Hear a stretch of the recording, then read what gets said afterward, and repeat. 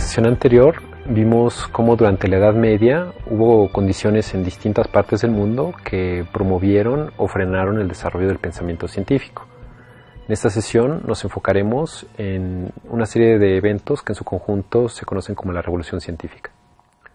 Hubo varios eventos importantes que marcaron el inicio de la Edad Moderna, principalmente hacia fines del siglo XV. La caída de Constantinopla motivó la exploración y el descubrimiento y subsecuente colonización de América, inicialmente por España y Portugal, después por Inglaterra, Francia, Holanda y Suecia. Los imperios musulmanes fueron expulsados de la península ibérica. En Alemania se dio la Reforma Protestante.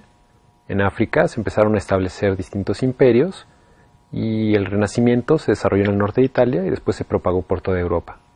La exploración por parte de potencias europeas desató grandes desarrollos en la navegación, lo cual permitió por primera vez un comercio en escala global.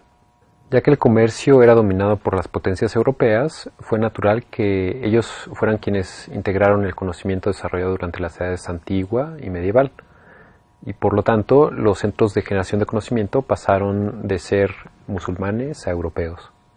Los eventos que se dieron en esta época motivaron un cambio en la visión del mundo en Europa, la cual durante la Edad Media había estado ligada a la religión cristiana y había sido muy conservadora.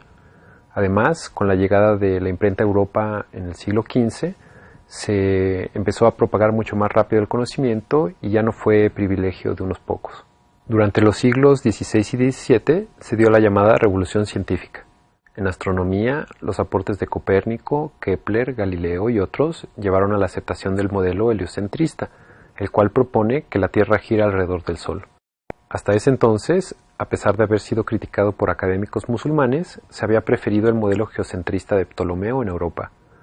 No es que no se pueda decir que el Sol no gira alrededor de la Tierra, es simplemente que las observaciones astronómicas se explican mucho más fácil si asumimos que la Tierra gira alrededor del Sol que al revés. En Bélgica, Andreas Vesalius desarrolló la anatomía moderna haciendo disecciones de cadáveres, las cuales habían estado prohibidas por diversas religiones, ya que consideraban el cuerpo como sagrado. Pero ¿cómo lo vamos a curar si no lo estudiamos? También en esta época, William Harvey hizo la primera descripción del sistema circulatorio. Se dieron grandes avances en física y matemáticas con personajes como Huygens, Leibniz, Newton, Fermat, Euler y Lomonosov. Se desarrolló el cálculo y los logaritmos, los cuales serían muy útiles en la tecnología de la época. Pascal y Leibniz hicieron las primeras calculadoras mecánicas. Newton propuso la ley de la gravitación universal y las leyes de la mecánica, con las cuales se pudieron describir por primera vez fenómenos diversos usando los mismos principios. Por ejemplo, la ley de la gravitación permite predecir tanto el movimiento de los planetas alrededor del Sol como la trayectoria de un proyectil. En química se empezaron a describir los elementos que ahora encontramos en la tabla periódica y también las leyes de la materia, alejándose de la alquimia. De hecho, Newton le dedicó más tiempo a la teología y la alquimia que a la física y quemó su laboratorio en 2 ocasiones. En biología se empezaron a clasificar distintas especies, dando lugar al desarrollo de la taxonomía por Linneo en Suecia. Por primera vez se tenía un sistema de clasificación donde se podían comparar qué tan similares o distintas eran las especies. Muchos de estos avances se dieron gracias al desarrollo de instrumentos de medición como microscopios y telescopios. También se desarrollaron métodos para realizar experimentos de manera controlada. Es en la Edad Moderna que se definieron los primeros métodos científicos, con Galileo, Descartes, Newton y Laplace. Con esto, la ciencia se empieza a definir como institución, separándose de otras maneras de describir al mundo como la filosofía o las religiones. Al haber más de un método científico, empezaron a surgir rivalidades, principalmente entre los empiricistas en Gran Bretaña y los racionalistas en Europa continental. El empiricismo hace énfasis en los experimentos y en la observación, mientras que el racionalismo hace énfasis en el análisis y en la lógica. Veremos más en detalle estos métodos en la tercera semana, pero por el momento podemos decir que ambos son necesarios para el desarrollo científico. Algo muy importante en el pensamiento científico se dio en esta época.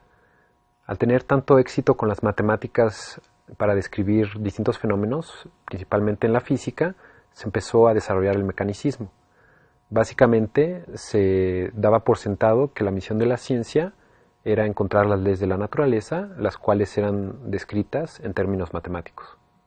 Aunque podemos ver que esto no se ha cumplido, el mecanicismo ha tenido efectos muy importantes en filosofía y religión, los cuales veremos en la última semana.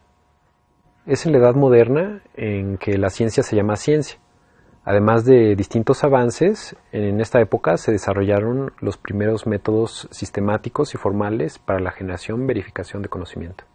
A mediados del siglo XVIII, los enciclopedistas empezaron a acumular todo el conocimiento que se había generado hasta ese entonces. Al tener tanto conocimiento acumulado y también poder propagarlo gracias a la imprenta, se empezaron a dar cambios que llevarían a la edad contemporánea, el tema del próximo video.